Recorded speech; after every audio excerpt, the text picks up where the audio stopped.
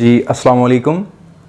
This is Professor Zaigam Abbas and we are studying the fundamentals of tenses of English language. So in our first lecture we talked about the definitions of subject, verb and object. Today we will talk about the positions of subject, verb and object.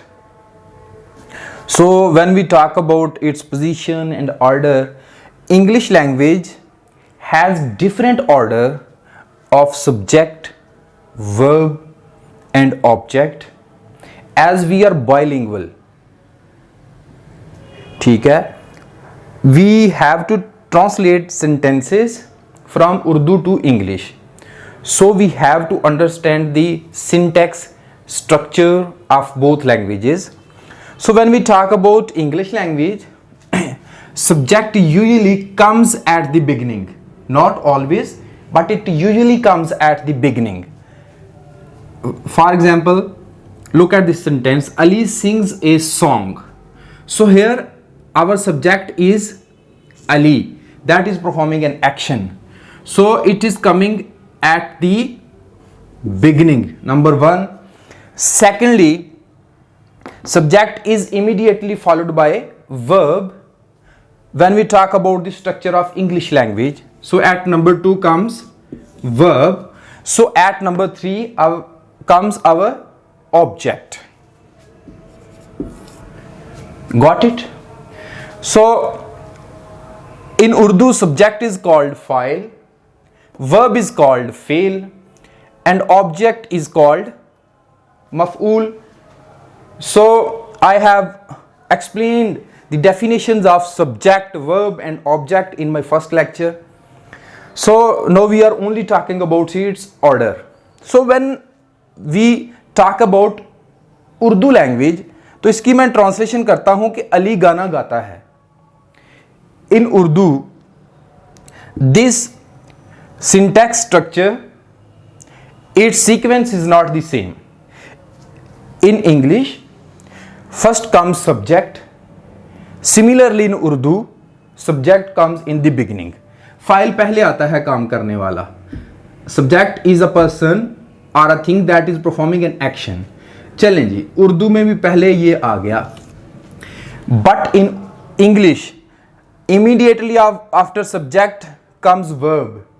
But in Urdu, you have to notice that subject is followed by object. Urdu में subject के बाद object आता है, जबकि English में subject के बाद verb आता है. Got it? उर्दू में फाइल के फौरन बाद मफूल आता है और वर्ब एंड पे आता है. An action that is being performed comes at the end. जो काम किया जाता है वो एंड पे आता है. तो उर्दू में हमारा जो syntax structure है, it is not the same as we have studied in English language. Here there is only a little bit change, that is subject comes in at the beginning, पहले file आता है, then our object comes,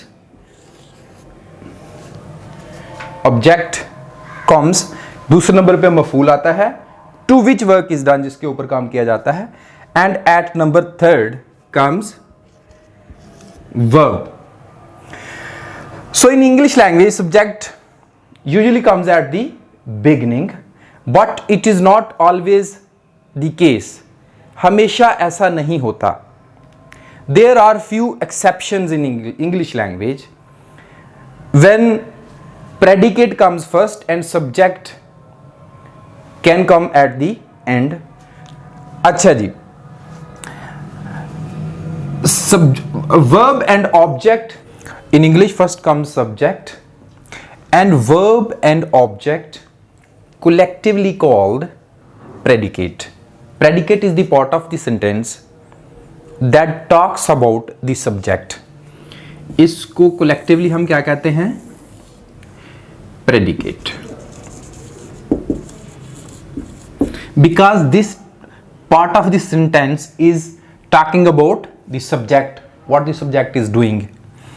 So in English, subject usually comes at the first, but it's not always the case. There are few exceptions. For example, here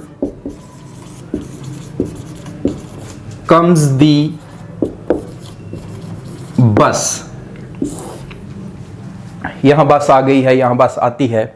So here our subject is coming at the end and predicate is coming at the beginning.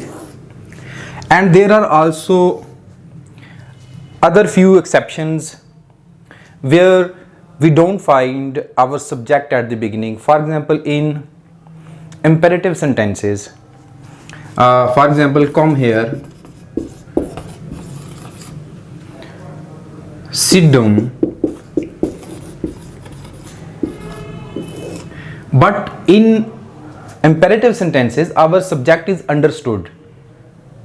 Here in both these sentences, our subject is you. So today we have talked about the positions and orders of subject, verb and object, both in English as well as Urdu languages. So if you have any question, you are most welcome. You can ask any question regarding this topic in the comment section. So I will definitely reply you there. Thank you for watching.